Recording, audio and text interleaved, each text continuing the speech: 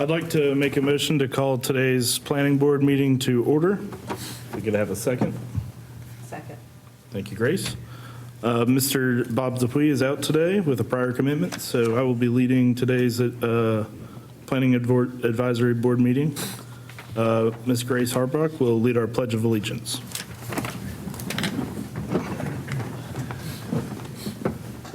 Pledge allegiance to the flag of the United States of America and to the republic for which it stands, one nation, under God, indivisible, with liberty and justice for all. And while we're standing, Dr. Lazan will lead the invocation. All right. Dear Lord, just thank you for this great day. I know it's a little under the weather out there and a little cool, but the rest of the week's going to be absolutely beautiful with your blessing. And I just ask you to be with this planning advisory board and the planning staff, that we always are looking out for the best interests of the citizens of this great city that we live in, of Jacksonville, North Carolina. And be with us tonight, and as we convene this business, and like I said, make good decisions, not on a personal level, but as a community. And just thank you for blessing us, the community we have, the military, and all they've done, and other businesses here who support this great town that we live in. And just, we're just so blessed, Lord. Thank you so much. Amen. Amen.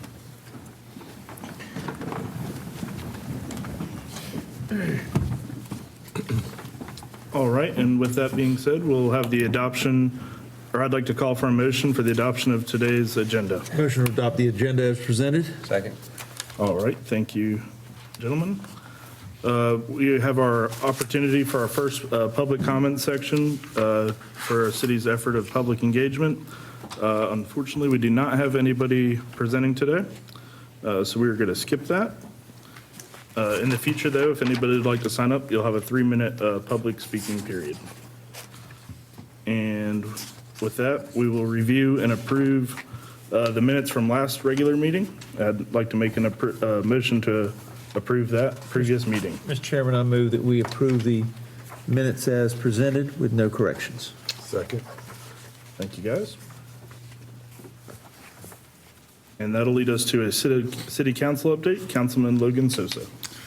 So I think the biggest news we have so far is we have a little bit of headway on the 400 acres, so that's getting exciting. So we got a planned phase going, and that should be on social media and on the city's website. So if anybody wants to come and look at that, that'd be some good information to look at. And hopefully by the fall we get a little bit more details on that and be able to start moving forward. So that's exciting.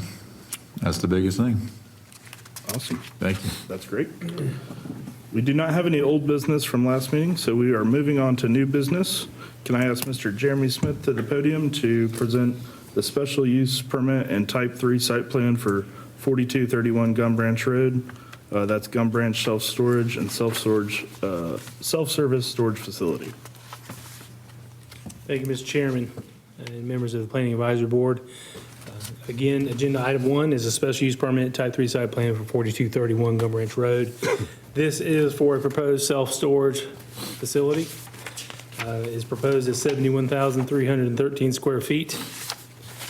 It is proposed right there at 4231 Gum Branch Road at the corner of Rain Tree Road and Gum Branch Road. This is very near to the limits of the city's planning and permitting jurisdiction, the ETJ. The property is currently zoned corridor commercial. Property to the north is zoned corridor commercial conditional. That was rezoned several years ago.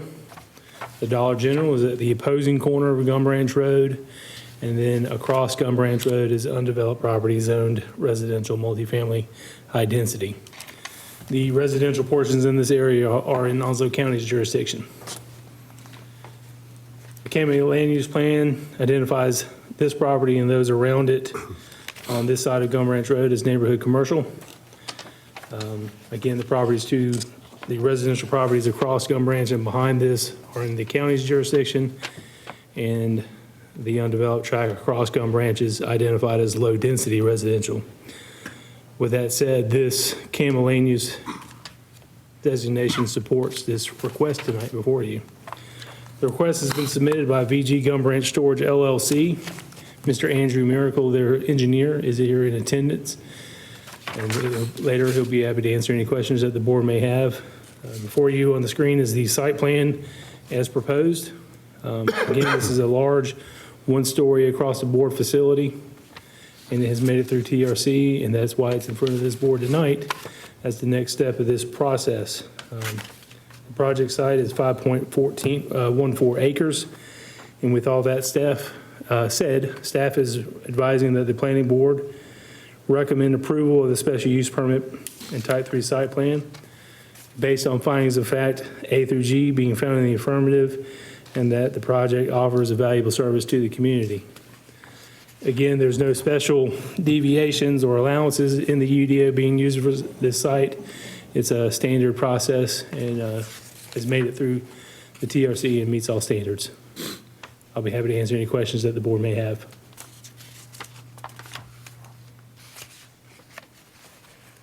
Jeremy, with this being right next to the county's jurisdiction, are the residents that live adjacent to it, will they be notified? They will, regardless of jurisdiction, we will send out notifications to all adjacent property owners. That's anyone that borders this property. So they'll get a notification. The site will be posted with signs noting that it is subject to a public hearing. However, because it is different zoning, meaning it's in a different jurisdiction, our buffering rules do not kick in as far as landscaping. So it's our standard landscaping around the site.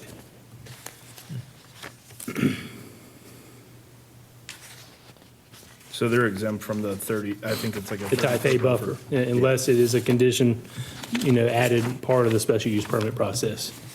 But that has not been recommended by TRC. Which, when it's time for the public hearing before city council, if enough residents came in, they could add that if They they could wish. definitely ask, if they were to present that type of opposition and a city council member wanted to suggest that as a condition, absolutely within their purview. If the city were to annex the Raintree subdivision at some point, does this make this site non-conforming for them not having? It possibly could, yes. Yes, it would definitely, that is always an impact when you do annexations.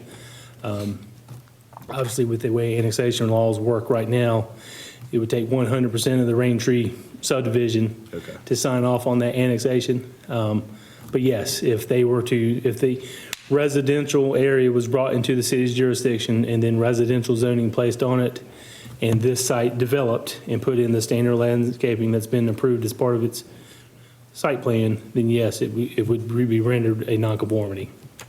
Interestingly enough, in the last decade, I believe it has been, the city, we actually investigated, before the annexation laws changed, we actually looked at an involuntary annexation of that area, and based on the studies and the numbers and the reporting, council decided to not pursue that, and then we subsequently removed that area from the ETJ. So I don't think that that's something that you would see. We can never say never, but we kind of already investigated that and found out that it wasn't a good thing council wanted to pursue. Okay, very good. But great question, and Mr. Chairman, I would ask to be recused from this vote as I'm a party to the transaction. All right. Mr. Ray will make a motion to recuse you from today's discussion. Motion to recuse Mr. Ray from this discussion and voting. Right. And do I have a second? Thank you, guys. Does anybody else have any other questions or comment? So remind me, what kind of landscaping buffers are we? So they'll have an 8-foot street long along all street side property lines and a 4-foot perimeter lawn along the interior. This north side, the marking isn't working, but the north side of the property will be home to a stormwater retention pond, and it will have a combination of the retention pond landscaping requirements, some natural buffering, and some perimeter tied in with it. So where's the retention pond? It's only shown on the landscaping page, but it will be in this area. There, it's in our drawing. How far off the street does it sit? The pond, Or no, the building, they are right, they go right up to the minimum 35-foot setback. okay. That is the setback line right there. Mr. Chairman, if we can back up just a second, can we take a vote on that recusal? I know we got the motion in the second, which we have that recorded, but if we can take a vote on that recusal of Mr. Ray, that would be per the standards. Okay, sorry about that, guys. That's right. Can we have a vote? All say aye to recuse Mr. Ray? Aye. So unanimous? No objections? Yep. Thank you. Sorry about that. Okay. So, is there anything that, well, I see where you put your retention pond. I mean, is there anything going up that way? I see the crepe myrtles down here on the right, on the diagram, the site plan. Can we not carry some all the way up there? I know that's. So there is, and my apologies for not including the landscape plan, which is a completely separate plan sheet. There, excuse me. There is vegetation per ordinance all the way down this line as well, and then along your interiors. So there is required perimeter plantings, understory trees and shrubs on your interior, and then large canopy and shrubs along your street lines. I mean, I'm just trying to keep it aesthetically pleasing since Yes. you're right up against a neighborhood. Yes, sir. So, much different than the other big storage building over there behind the old Motors barbecue. Yes, sir. And I'll be sure to do that in future site plans. Is sometimes some projects, the landscaping plan and the site plan are together, but this one is so large, they were Yeah, I get it. separated. Yeah, I'm just curious. So,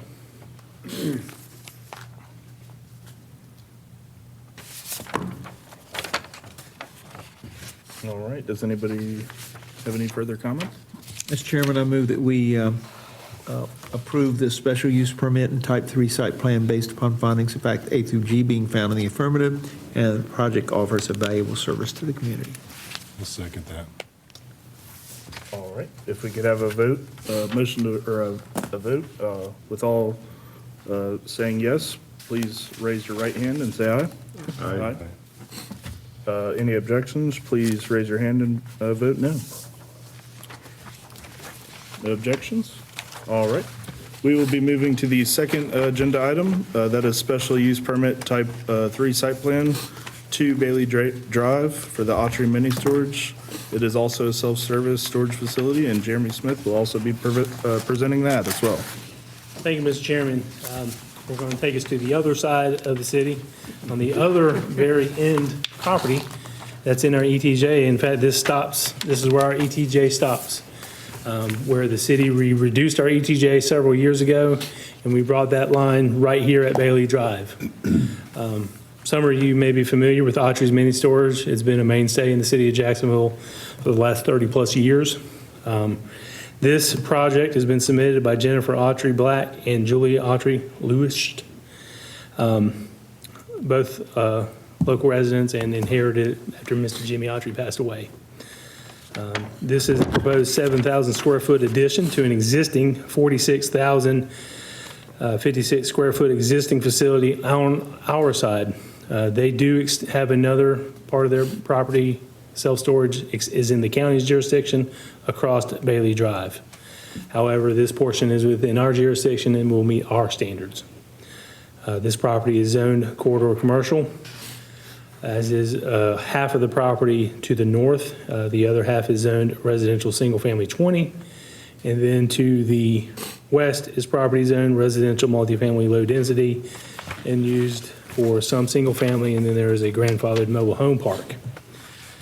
Then properties across Bailey Drive are in Alza County's jurisdiction, and then, of course, Marine Corps Air Station New River across Wilmington Highway, US Highway 17.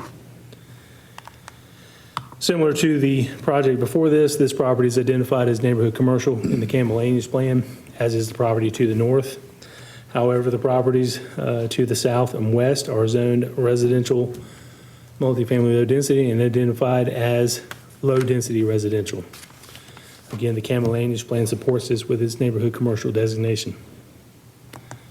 For you on the screen is a site plan, and this is a combination site plan, type 3 site plan, and with the landscaping.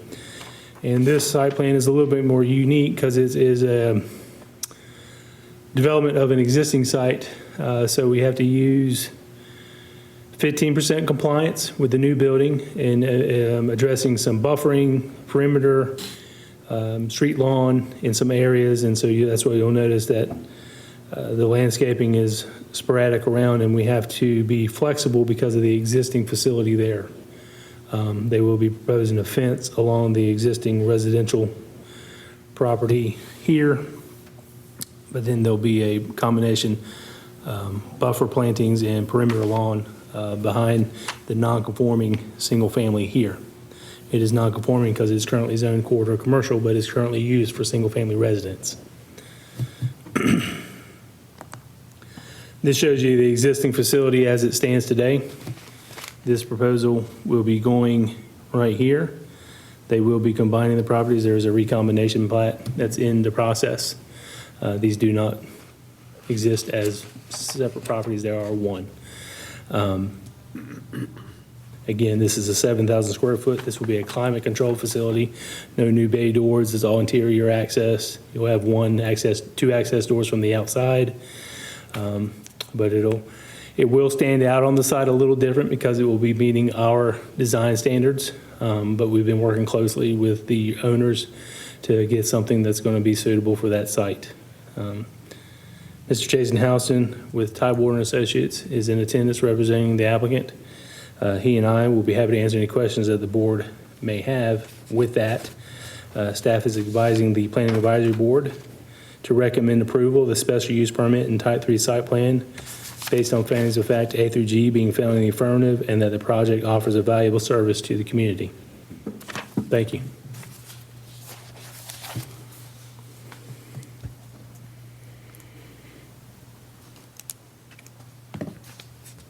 So there's actually two single dwelling houses there. Yes, there is a single-family home here and this existing single-family there. And both are non-conforming. Correct. Well, this property is actually conforming. It is zoned residential multifamily low density. Okay. And that's why we've increased the buffer and fencing that would go there to provide additional screening for the actual zoning that triggers that. There is existing asphalt right here and a required access around that building for fire. So that's why we are pushing hard to have all this perimeter, sorry for all the writing, all this perimeter, and there's a ton of landscaping being pushed right here to screen that Closest residential properties that are also in the city's jurisdiction.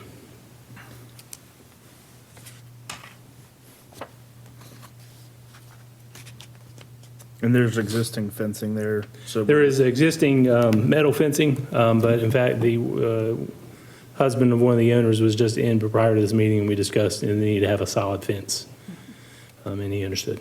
Okay, and then it'll also have the vegetation as well? This portion is where the fence is. There is nowhere to put the vegetation because of the existing asphalt and the required access for fire. So we've added the increased plantings there behind the other single On family. the south side? Yep. Okay. Will there be the need for a retention pond or anything? No, this did not trigger that because of the size. If future development would, because then it's under new stormwater guidelines as they, I'm not a stormwater professional, so I've just heard that 10,000 is usually that magic number. You can stay under 10,000 for additional aged facilities, do 10,000, but then once you get over that, then you start treating stormwater. But with this special use permit, if it's recommended and approved, would create a nonconformity in our city's jurisdiction, because this is basically a non-conforming use. The corridor commercial requires a special use permit. There's never been one issued for this property. And so with this site plan, we would be getting that. And special use permit would make it a conforming use. Is there a retention pond out there? Not currently. No, sir. Is it required? No, sir. Not at this time. It's because of the age, it predates stormwater rules, and the new addition does not trigger it because of small size. So that water has no place to go? I mean, Mr. Houston may be able to address that better than I can, but it has made it through TRC, and those folks are on it, and have recommended approval as well.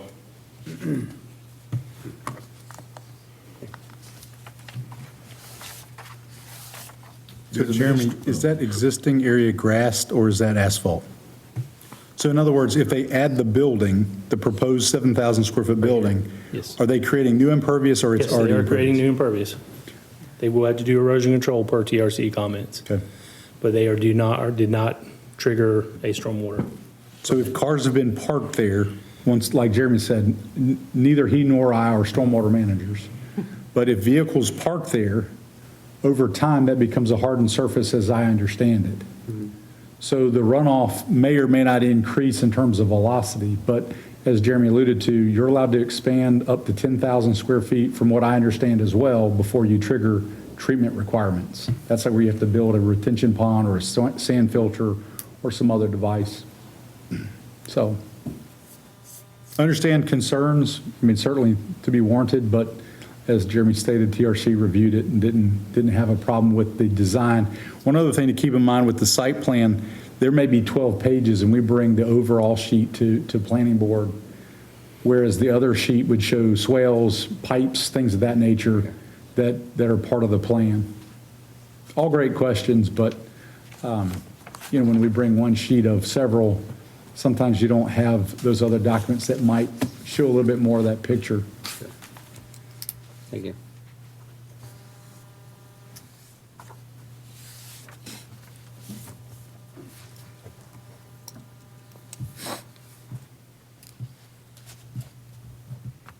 Does anyone else have any further comment? Can I get a motion to approve this agenda item? I make a motion to approve for the approval of the special use permit type 3 site plan based on findings of facts A through G being found in the affirmative, and the project offers a valuable service to the community. Thank you, Grace. Do we have a second? Second. All right. We have a motion to approve this agenda item. Can everyone please that vote to approve, raise their right hand? And all that object, raise their their right. One. And that agenda item is approved. Thank you. Will these go on March 18th So, city council meeting? We will be taking the Autry's mini storage next Tuesday night. However, the gum ranch storage is going to follow its normal scheduling and will be at the April 22nd city council. Okay. But Autry's self-storage will be to next week because of we should have had this in front of you last month, but because of a last-minute plan change, we delayed it and said we would just fast-track it this month. Okay. All right. Thank you, guys. We have Mr. Ryan King for our planning inspections report. Thank you, Mr. Chair. I've got a couple items I'd like to go over. Number one, as always, we appreciate the planning board service to the community. Without you all, we would not be able to move the citizens' business forward from a recommendation to city council. It would kind of be, stuck.